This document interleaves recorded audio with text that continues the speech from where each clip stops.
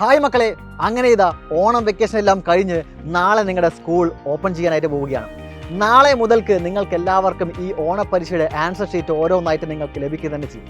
എനിക്ക് ഉറപ്പുണ്ട്, സൈലത്തിൻ്റെ ക്ലാസ് കണ്ടെഴുതിയ ഏതൊരു വിദ്യാർത്ഥിക്കും മുഴുവൻ മാർക്കും അല്ലെങ്കിൽ നിങ്ങൾ വിചാരിച്ചതിനേക്കാൾ കൂടുതൽ മാർക്ക് ഉറപ്പായി നിങ്ങൾക്ക് എല്ലാവർക്കും ലഭിക്കുക തന്നെ ചെയ്യും. കൂളിംഗ് ഗ്ലാസും ഇട്ടുകൊണ്ടായിരിക്കും നിങ്ങൾ ഓരോ ആൻസർ ഷീറ്റും വാങ്ങി വരുന്നുണ്ടായിരിക്കുക.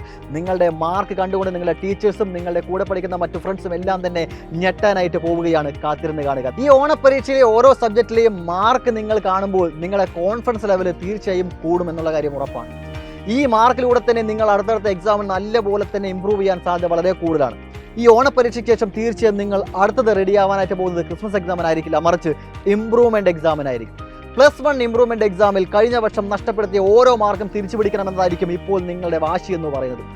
ഒരു കാര്യം പറയട്ടെ, ഇപ്പോൾ നിങ്ങൾ മുഴുവനായും +2 മാത്രം കോൺസെൻട്രേറ്റ് ചെയ്യുക. +2 ക്രിസ്മസ് എക്സാമിന് വേണ്ടിയിട്ടുള്ള അല്ലെങ്കിൽ ലാബ് എക്സാമിന് വേണ്ടിയിട്ടുള്ള കാര്യങ്ങളൊക്കെയാണ് നിങ്ങൾ ഈ സമയങ്ങളിൽ ചെയ്തു തീർക്കേണ്ടത്.